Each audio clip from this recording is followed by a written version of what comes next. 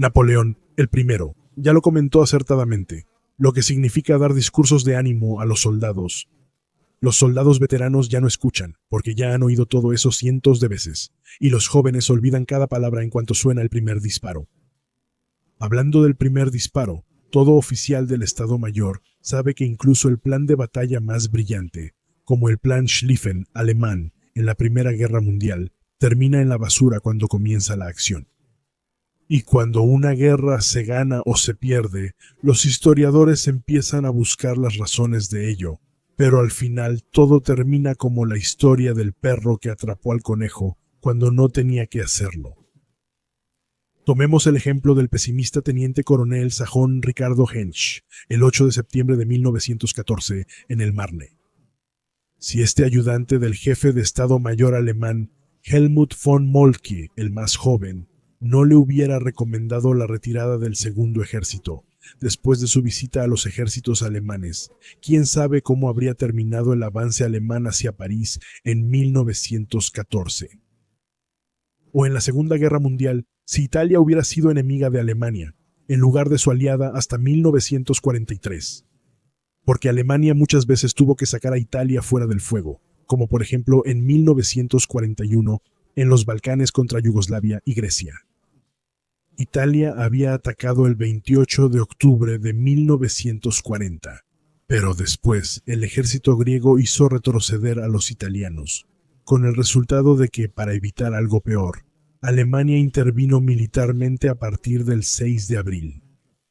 Pero eso también significó que se perdieron 2 meses para la Operación Barbarroja, planeada por Hitler, que entonces comenzó no en abril, sino hasta el 22 de junio.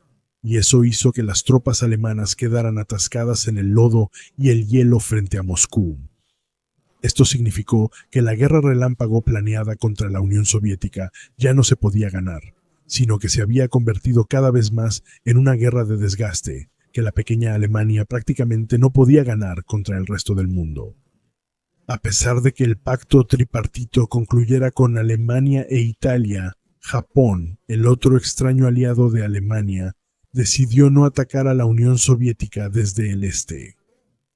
Eso fue lo que el comunista ruso de origen alemán, el periodista Richard Sorge, quien trabajaba en la embajada alemana en Tokio como encargado del diario de guerra, pero que en realidad era un agente soviético de alto nivel, informó a Moscú en septiembre de 1941, así como ya lo había hecho en junio con este telegrama, en el que comunicó a Stalin la fecha exacta del inicio de la Operación Barbarroja.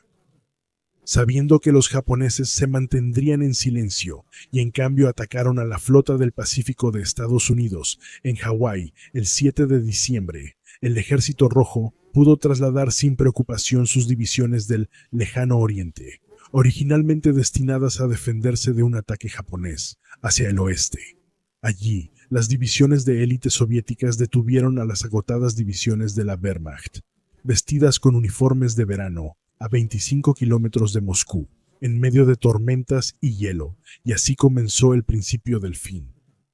Se puede ver en estos pocos ejemplos históricos de guerra que todo tiene una historia previa. Eso también aplica para la catástrofe de Stalingrado, donde el Sexto Ejército alemán y sus ejércitos aliados italianos y rumanos fueron aniquilados en el invierno de 1942 a 1943. Una buena parte de esto también se debió a la amarga batalla por Sebastopol, la ciudad más grande y el puerto fortificado en el suroeste de la península ucraniana de Crimea, en el Mar Negro. En ese entonces, Sebastopol era considerada una de las fortalezas más fuertes del mundo, y según los planes alemanes, después de su conquista, debía llamarse Theodorichshafen. Para Crimea se había previsto el nombre de Gotenland. Sin embargo, al analizar el resultado de la batalla por Sebastopol en 1942, surgen dudas sobre si la proporción entre las fuerzas alemanas empleadas, especialmente la artillería superpesada, estaba alineada con los beneficios de la captura.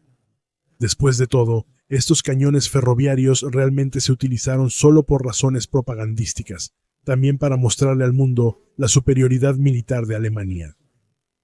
Al final, uno debe preguntarse si realmente era necesario conquistar la fortaleza. Es indiscutible que la conquista de la península de Kerch era de gran necesidad para el avance planeado hacia los campos petroleros en el Cáucaso. Pero en lo que respecta a Sebastopol, desde el punto de vista estratégico, la captura a principios del verano de 1942 ya no era estrictamente necesaria, ya que también se podría haber simplemente sellado. Sin embargo, esto lleva a sospechar que Hitler y el fanfarrón propagandista Goebbels, con la conquista de la fortaleza más fuerte del mundo, perseguían ante todo una victoria psicológica, con la que se buscaba devolver la moral a las tropas y a la patria tras la crisis invernal de 1941 a 1942, y desalentar a posibles nuevos enemigos de guerra de unirse a la Unión Soviética en la guerra contra Alemania. Durante la guerra germano-soviética, que comenzó el 22 de junio de 1941, el 11º Ejército del Grupo de Ejércitos Sur, bajo el mando del entonces coronel general Erich von Manstein, intentó conquistar la poderosa fortaleza marítima de Sebastopol, que aún estaba en manos del Ejército Rojo en 3 ocasiones tras la conquista de Crimea a partir de octubre de 1941, logrando finalmente tomarla casi 8 meses después, el 4 de julio de 1942. En realidad, al planear sus operaciones en octubre de 1941, el personal del 11º Ejército debió haber considerado que la fortaleza de Sebastopol no debía su fuerza tanto a sus pesadas fortificaciones blindadas y fuertes modernizadas, sino principalmente al terreno increíblemente difícil. Uno solo tiene que observar las estribaciones occidentales de la cordillera de Yaila, los valles fluviales profundamente cortados, los barrancos y laderas empinadas para saber que este terreno favorecía enormemente la defensa. En un terreno así, el uso de tanques no era posible, y ni la fuerza aérea ni la artillería podían hacer mucho, o casi nada, contra las posiciones construidas en las rocas, incluso con fuego sostenido al máximo. Además, la visibilidad hacia la parte norte de la fortaleza era bloqueada por matorrales intransitables, y como la conexión marítima no podía ser interrumpida por el momento, Sebastopol podía ser abastecida con todo lo necesario y reponer las bajas de personal. El primer ataque a Sebastopol tuvo lugar entre el 30 de octubre y principios de noviembre de 1941, cuando von Manstein intentó capturar la fortaleza en un golpe de mano, mientras perseguía a las unidades ya derrotadas retirándose en Crimea. Pero cuando la infantería y las fuerzas de ingenieros atacaron, ni el número ni la capacidad de combate de las tropas, ya sobrecargadas, fueron suficientes para lograr el éxito en este terreno difícil y poco favorable para los tanques. Esto se agravó por el invierno que llegó antes y hubieron considerables problemas de abastecimiento. Por parte soviética, a principios de noviembre, las principales fuerzas de la flota del Mar Negro fueron trasladadas a puertos en la costa del Cáucaso, desde donde sus barcos y lanchas se desplegaron para abastecer a Sebastopol. Después, comenzando el 4 de noviembre, el ejército costero independiente bajo el mando del general mayor Iván Yefimovich Petrov fue trasladado a Sebastopol, donde Petrov, junto con el comandante responsable de la defensa del puerto, el almirante Filip Sergeyevich Oktyabrsky, estableció el distrito defensivo de Sebastopol, compuesto por 3 anillos defensivos, con alrededor de 36.000 a 50.000 soldados en 4 divisiones de fusileros, 3 divisiones de caballería y 2 brigadas de infantería de marina. Fueron apoyados por un batallón de tanques, una serie de otras pequeñas unidades y 15.000 ciudadanos de Sebastopol que se habían ofrecido como voluntarios para la milicia. La artillería costera excepcionalmente fuerte de Sebastopol incluía 3 divisiones, entre ellas las 2 baterías de torretas blindadas Maxim Gorky 1 y 2 con sus cañones de 30.5 centímetros, una batería de media torreta con 4 obuses de cañón de 20.3 centímetros integrados, 4 baterías costeras con 4 obuses de cañón de 15.2 centímetros cada una, y finalmente las baterías de artillería de campaña 724 y 25, cada una con 4 obuses de cañón de 15.2 centímetros modelo 1937. El 11 de noviembre de 1941 comenzó el segundo intento de Manstein, que también fue el primer ataque planificado, con 4 divisiones de infantería, una unidad motorizada y una brigada motorizada rumana, sumando en total alrededor de 60.000 hombres. El objetivo del ataque era el suburbio de Balaklava, ubicado al sureste de Sebastopol. Sin embargo, como las tropas de Manstein solo habían avanzado unos pocos kilómetros debido a la fuerte resistencia soviética y a las intensas lluvias, a partir del 21 de noviembre se pasó al asedio de Sebastopol, hasta que continuó el 17 de diciembre. Esta vez, el ataque al frente norte de Sebastopol fue llevado a cabo por 7 divisiones de infantería alemanas y 2 brigadas de cazadores de montaña rumanas, con un total de 1.275 armas de fuego, 150 tanques y hasta 300 aviones. Para el 30 de diciembre, cuando habían avanzado hasta 6 kilómetros del frente norte, las fuerzas germano-rumanas fueron rechazadas claramente por las tropas terrestres soviéticas, la artillería naval pesada y los aviones de ataque. Por segunda vez, las fuerzas de Manstein fracasaron. A esto se sumó la operación soviética de Kerch, del 25 de diciembre de 1941 al 2 de enero de 1942, con la que el mando soviético, para apoyar a Sebastopol, realizó un desembarco anfibio con inicialmente 18.000 hombres en la parte más oriental de Crimea, cerca de Kerch. Allí se encontraron con la 4ª Brigada de Montaña Rumana, desplegada en ese sector, la 8ª Brigada de Caballería Rumana y principalmente con las fuerzas de la 46ª División de Infantería Alemana, bajo el mando del general de infantería Kurt Himmler, quien falleció en un hospital militar el 4 de abril de 1942 tras sufrir una grave herida. Las fuerzas rumanas y alemanas contaban con unos 25.000 hombres, 180 piezas de artillería y 118 tanques. La 46ª División de Himmler estaba subordinada al 42º Cuerpo de Ejército, comandado por el teniente general Hans Graf von Sponeck. Después, el 26 de diciembre, con el desembarco de la 244 División de Fusileros soviética y la 83ª Brigada de Infantería de Marina, existía el peligro de que el Cuerpo de Ejército 42 quedara cercado. El teniente general von Sponeck ordenó por su cuenta la evacuación de la península de Kerch. Posteriormente, fue condenado a muerte en un proceso judicial militar bajo Hermann Göring, sentencia que luego fue conmutada por Hitler a 6 años de prisión en la fortaleza en la cárcel militar de Germersheim. A pesar de varios intentos del mariscal de campo von Manstein para lograr la rehabilitación de su antiguo subordinado, von Sponeck fue fusilado sin juicio el 23 de julio de 1944, con la participación del exmaestro de escuela primaria, ahora gobernador del Reich de Westmark, Joseph Birkel, por orden del jefe de las SS, Heinrich Himmler.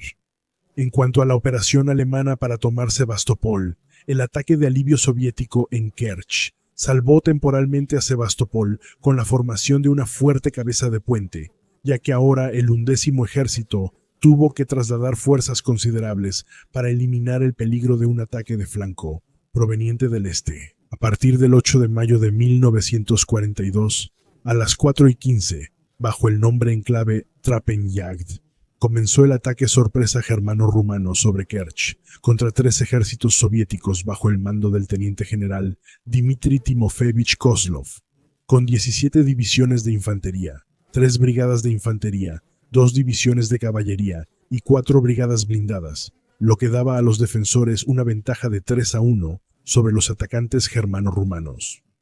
En el bando germano-rumano, 3 cuerpos de ejército alemanes participaron: el 30º, comandado por el general de artillería Maximilian Fretter Pico, con la 28ª División Ligera, la 132ª y 50ª División de Infantería, y la 22ª División Blindada bajo Stelter.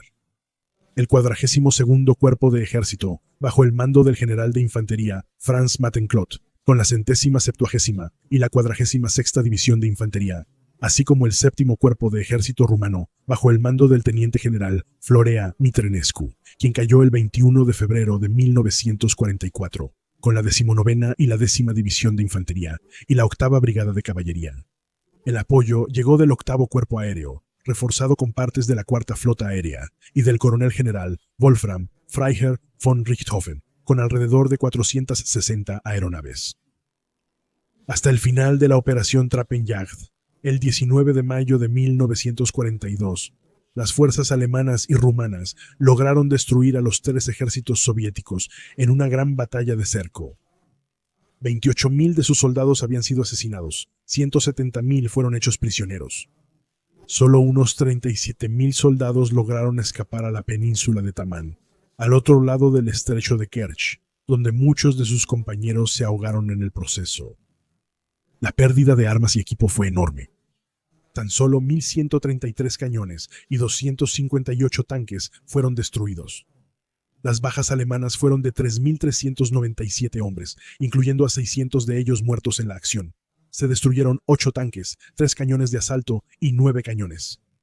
Con su victoria, el 11º ejército eliminó la amenaza en su flanco este y derrotó a un enemigo que lo triplicaba en número, dejando ahora a la fortaleza de Sebastopol completamente sola. Retrospectiva. En la primera mitad de la guerra de 1941, las pérdidas humanas y materiales, pero sobre todo la pérdida de tiempo, fueron tan considerables que en 1942 el ejército alemán ya no estaba en condiciones de lanzar una ofensiva decisiva para la guerra. Porque las operaciones en el este hasta la batalla por Moscú, desde el 2 de octubre de 1941 hasta el 31 de enero de 1942, requirieron el doble del tiempo previsto, costaron alrededor de 150.000 muertos y 400.000 heridos, debilitando así el frente alemán en unas 40 divisiones. Tan siquiera las fuerzas aún eran suficientes para avanzar hasta el Volga o para tomar las regiones petroleras del Cáucaso alrededor de Bakú. Sin embargo, en lugar de comenzar lo antes posible el ataque a uno u otro objetivo, la estrategia alemana perdió objetivos valiosos y sus mejores fuerzas en el ataque masivo, ahora planeado contra Sebastopol, donde el Ejército Rojo se había reforzado aún más a través de su línea de suministro naval. Tan solo en junio, la flota del Mar Negro desembarcó más de 24.000 hombres y 15.000 toneladas de armas y equipo en la fortaleza, y evacuó a unos 25.000 heridos.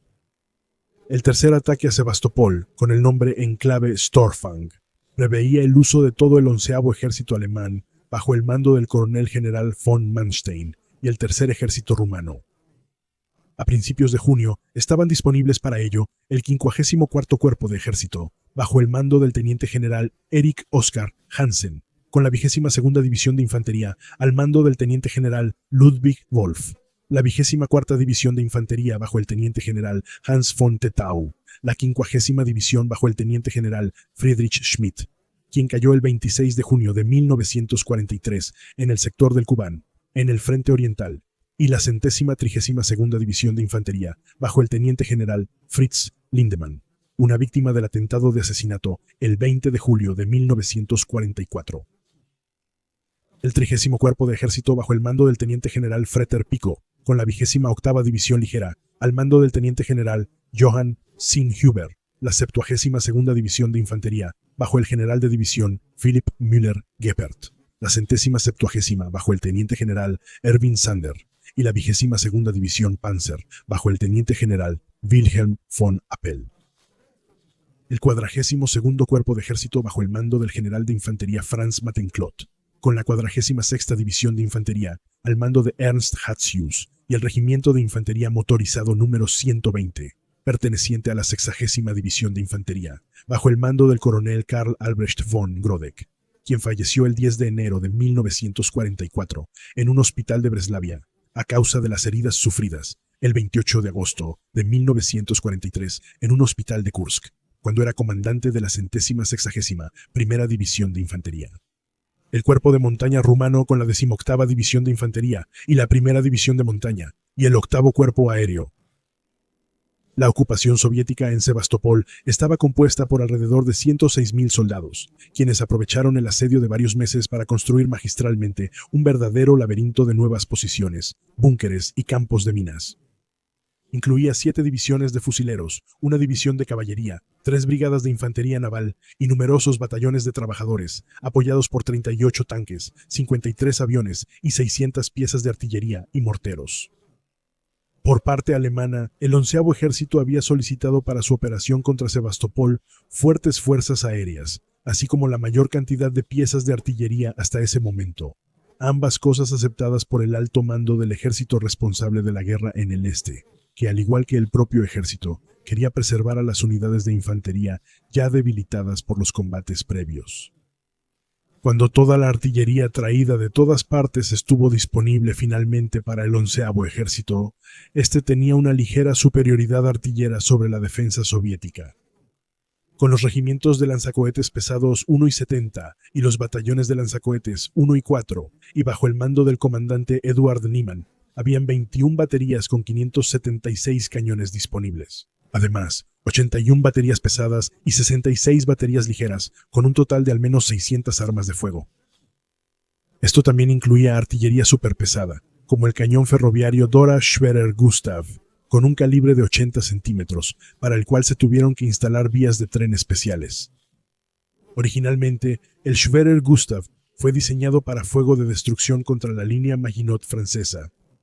Para llevar ahora el cañón a Crimea, cuya operación requería, además de un coronel y un general de división, 1.500 hombres, se necesitaron 60 vagones de tren. Gustav necesitaba además otros 4.120 hombres para la construcción de posiciones y vías, su montaje, mantenimiento, vigilancia, camuflaje, etc., es decir, el esfuerzo de personal equivalente a una brigada. Después de casi 60 horas de ensamblaje, Gustav medía 47 metros de largo, más de 7 metros de ancho y 11.60 metros de alto. Su peso era de 1.350 toneladas. Cuando el cañón estuvo colocado sobre rieles dobles a unos 30 kilómetros al noreste de Sebastopol, se desplegaron 2 batallones antiaéreos para su protección. El cañón, de más de 32 metros de largo, podía disparar proyectiles explosivos de 5 toneladas o proyectiles perforantes de 7 toneladas a una distancia de 28 o 47 kilómetros, respectivamente. En total, Gustav disparó 48 proyectiles sobre Sebastopol, uno de los cuales atravesó 30 metros de tierra y pulverizó un almacén de municiones soviético bajo la bahía Severnaya. Durante el bombardeo de Sebastopol, también se utilizaron 3 morteros autopropulsados de 60 centímetros, los llamados Calgereti, con los nombres de Thor, Odín y un tercero desconocido. Sin embargo, estos morteros solo tenían un alcance de entre 4 y 6.000 metros, lo que los hacía vulnerables al contrafuego. Además, solo tenían a su disposición 201 disparos, y para Gustav, solo 48 proyectiles de 80 centímetros, de los cuales la mayor parte ya se había disparado antes del ataque principal. El 8º Cuerpo Aéreo, bajo el mando del mariscal de campo Wolfram von Richthofen, quien falleció el 12 de julio de 1945 en un hospital de la Fuerza Aérea en Bad Ischl, mientras estaba prisionero de guerra de los estadounidenses, había puesto a disposición alrededor de 600 aeronaves, que desde el 27 de mayo hasta el 7 de junio mantuvieron a Sebastopol bajo fuego constante junto con la artillería. Después de eso, la Luftwaffe continuó sus ataques sobre objetivos específicos, y el 24 de junio, un ataque de Stuka mató a un grupo de 48 miembros de la Fuerza Aérea Soviética, incluyendo al subcomandante de la Fuerza Aérea de la Flota del Mar Negro, el general mayor Korobkov y el general mayor Ostriakov. Luego, en la madrugada del 7 de junio, comenzó sobre Sebastopol el ataque de los regimientos de infantería y batallones de ingenieros alemanes, apoyados por 75 cañones de asalto, observado y dirigido por el coronel general von Manstein. Sin embargo, sus divisiones exhaustas solo tenían entre 35 y 75% de su fuerza original. Por ejemplo, la 22ª División de Infantería tenía una falta de 1.750 hombres. La 132ª División de Infantería llegó a tener más de 2.300 hombres menos, y la 170ª División de Infantería tuvo que fusionar 2 regimientos en uno solo. Esta cantidad de personal no fue suficiente para actuar activamente contra el frente norte y sur al mismo tiempo. Por lo tanto, el ataque se escalonó en el tiempo, comenzando primero con el enfoque principal desde el norte hacia las alturas que dominaban el puerto. Pero solo después de 22 días de intensos combates contra un enemigo que se defendía con una valentía inusual y que realizó contraataques costosos con infantería, tanques e infantería de marina, se logró romper el anillo defensivo interior, tras lo cual, el 29 de junio, se reanudó el ataque al cinturón interior de la fortaleza.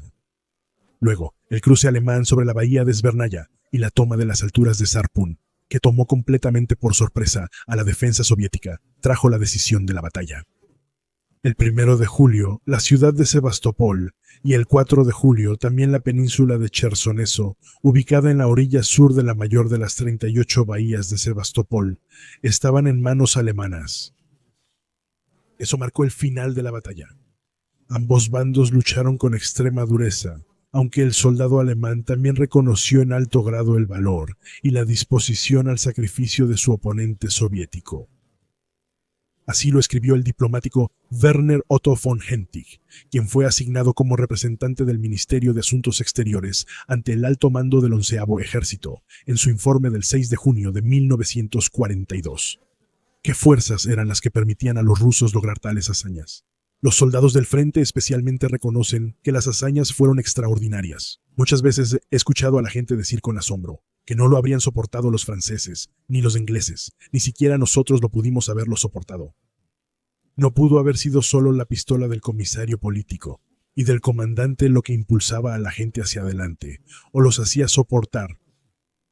Cuando luego aumentaron los informes de reconocimiento sobre el valor de los soldados soviéticos, el ministro de propaganda, el doctor Joseph Goebbels, prohibió cualquier informe adicional al respecto, con la descarada justificación, que también insultaba a los soldados alemanes del 11º Ejército, de que la resistencia de los bolcheviques no tenía nada que ver con heroísmo y valentía en lo absoluto, sino únicamente con la primitiva animalidad del eslavismo, organizada en capacidad de resistencia por medio de un terror salvaje. Fin de la cita. Después de los intensos combates que duraron 33 días bajo un calor abrasador en el intrincado laberinto de trincheras, destacaron especialmente las unidades de infantería y zapadores alemanes. Pero la ciudad y el puerto de Sebastopol estaban ahora completamente destruidos. Solo 9 casas habían sobrevivido. Más de 10.000 soldados soviéticos habían caído. 97.000 prisioneros habían sido capturados. Se habían capturado 467 cañones, 758 morteros y 155 cañones antitanque.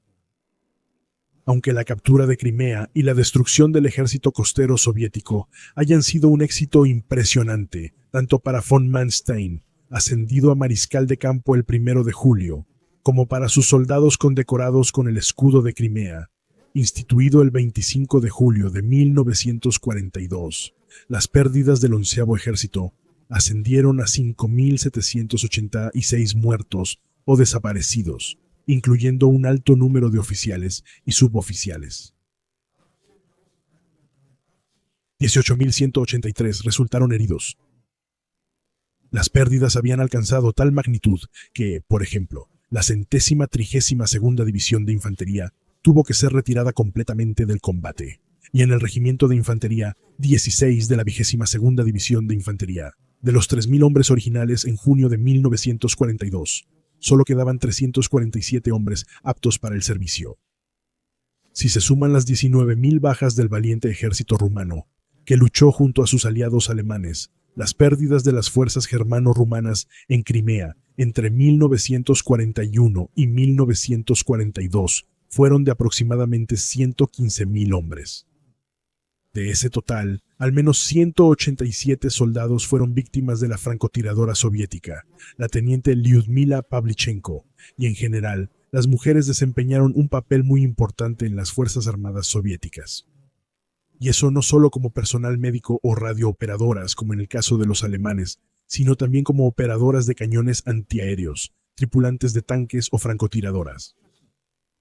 En total, la conquista de Crimea le costó al 11º Ejército, a partir del 26 de septiembre de 1941, más de 96.000 hombres, incluyendo, además de los 21.600 muertos y desaparecidos, aproximadamente 74.000 heridos. Además, el ejército había gastado casi toda la reserva de municiones de la artillería pesada y superpesada entre el 7 de junio y el 1 de julio, casi 47.000 toneladas. Tan solo en los 5 días principales de combate se dispararon 60.000 proyectiles.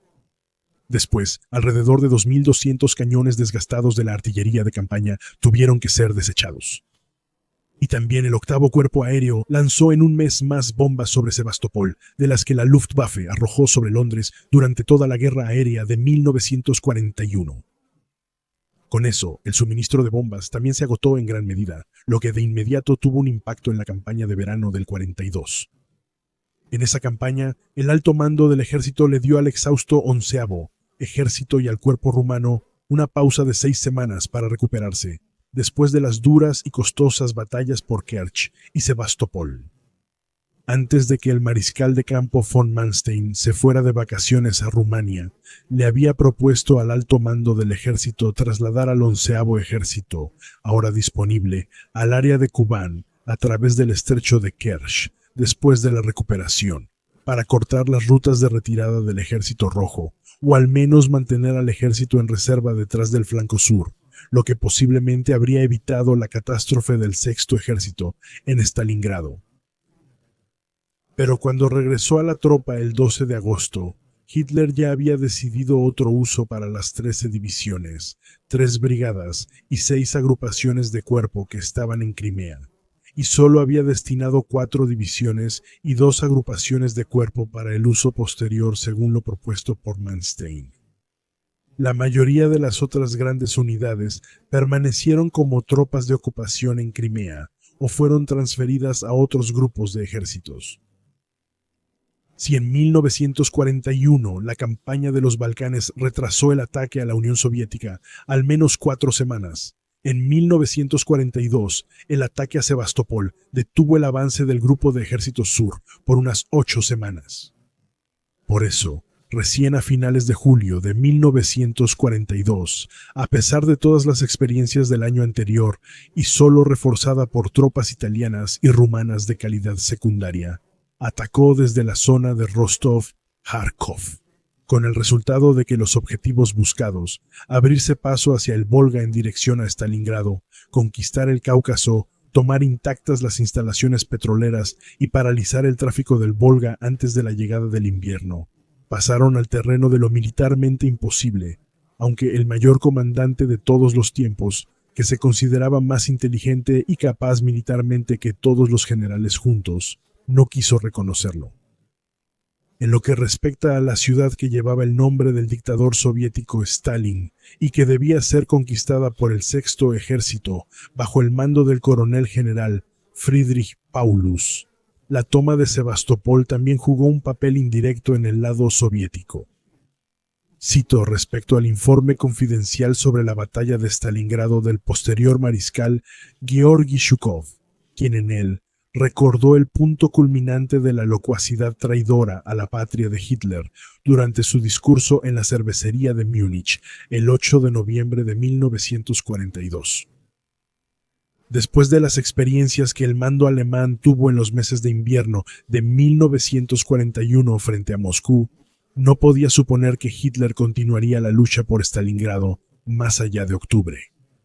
Desconfiaba de todos los informes, según los cuales la artillería de asedio liberada en Sebastopol y más de 20 batallones de zapadores habían sido detectados en Stalingrado o en camino hacia allá. Tenía que desconfiar aún más de estos informes, ya que al mismo tiempo supe que los 2 flancos de la cuña que avanzaba hacia el Volga estaban protegidos en sus puntos más sensibles por tropas de segunda categoría y, en parte, de baja calidad provenientes de Rumania e Italia. Sospechábamos de un truco, una finta sofisticada, en la que se ocultaba algo muy diferente al despliegue de un ejército torpe que estaba completamente expuesto y con flancos tan blandos como la mantequilla.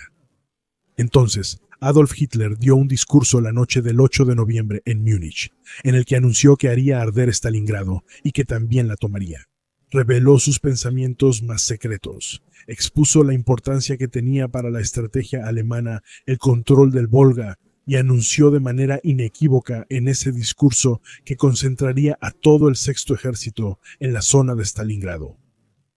Con eso, Hitler había dictado la sentencia de muerte para 250.000 soldados alemanes, porque ahora yo podía, con calma y confianza, desplegar a las fuerzas soviéticas para el avance decisivo en ambos flancos y así iniciar la batalla de Stalingrado, que marcó el punto de inflexión visible de la guerra y rompió la columna vertebral de la agresión alemana.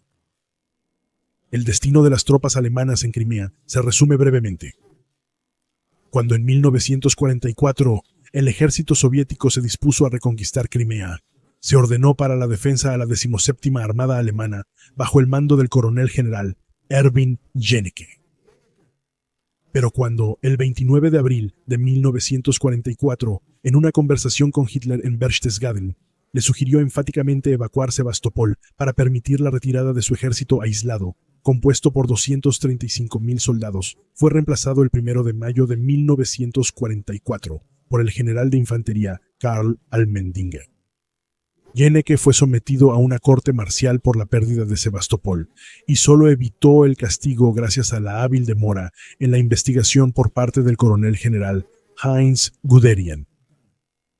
Para la defensa de Crimea estaban disponibles 5 divisiones alemanas y 6 rumanas, con una fuerza de aproximadamente 235.000 hombres, 3.600 cañones, 200 tanques y 150 aviones. Por parte soviética, se desplegaron el Cuarto Frente Ucraniano y el Ejército Costero, con un total de aproximadamente 470.000 soldados, 5.980 cañones de campaña, 770 cañones antiaéreos, 560 tanques y cañones autopropulsados, y 1.250 aviones. Bajo la presión del Cuarto Frente Ucraniano, superior en todos los aspectos, las agotadas unidades alemanas se retiraron luchando gradualmente hacia Sebastopol. Cuando el 8 de abril comenzó el ataque soviético, Hitler había autorizado la evacuación de la ciudad portuaria de Odesa, situada en la costa noroeste del Mar Negro, pero prohibió la que ya había comenzado en Sebastopol. Además, declaró la ciudad, totalmente destruida, como una plaza fuerte, esencialmente fortaleza. Para ese momento, de los aproximadamente 235.000 hombres, habían sido evacuados por mar y aire 45.000 soldados alemanes y rumanos, 16.000 legionarios del este, y de manera completamente absurda, en lugar de soldados alemanes, también 3.800 prisioneros de guerra soviéticos. No fue sino hasta el 8 de mayo cuando finalmente Hitler dio la autorización para la evacuación de Sebastopol. Luego, el 9 de mayo de 1944, un año antes de la rendición incondicional de la Wehrmacht, el Ejército Rojo conquistó la ciudad tras un ataque general lanzado desde 3 frentes. Según datos oficiales, el Ejército Rojo sufrió pérdidas de 85.000 soldados en la batalla por Crimea, del 8 de abril al 12 de mayo de 1944, de los cuales 18.000 fueron asesinados. Según una fuente rusa, las pérdidas del 17º Ejército Alemán ascienden alrededor de 100.000 soldados, de los cuales 62.000 fueron hechos prisioneros. Todas las armas pesadas y el equipo se habían perdido. Después de la caída de Sebastopol, se intentó evacuar bajo un intenso bombardeo a los 100.000 soldados alemanes y rumanos que aún quedaban allí. Pero debido a los incesantes ataques aéreos soviéticos y los torpedeos de submarinos, 60 barcos fueron hundidos, y entre el 3 y el 13 de mayo, 31.700 soldados alemanes y 25.800 soldados rumanos se ahogaron.